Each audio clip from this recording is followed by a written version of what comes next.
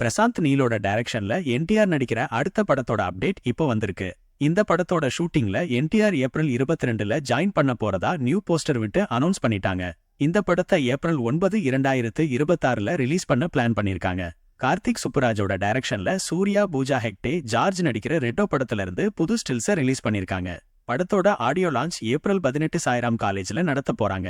பிரேமானந்த் டைரக்ஷன்ல சந்தானம் நடிக்கிற DD returns படத்தோட ரிலீஸ் டேட்டை அனௌன்ஸ் பண்ணிட்டாங்க. படத்தை மே 16 ரிலீஸ் ஆக போறதா இப்போ அனௌன்ஸ் பண்ணிட்டாங்க.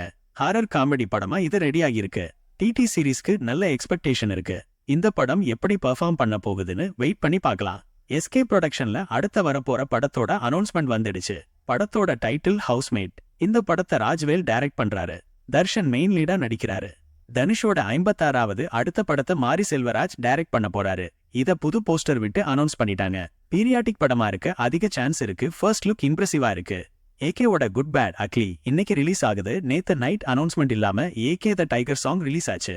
மலேசியன் லெஜண்ட் டார்கி பாடின புலிபிலி சாங்க ஏகேவுக்கு ஏத்த மாதிரி மாசா கொடுத்திருக்காங்க. படம் எப்படி இருக்குன்னு வெயிட் பண்ணி பார்க்கலாம்.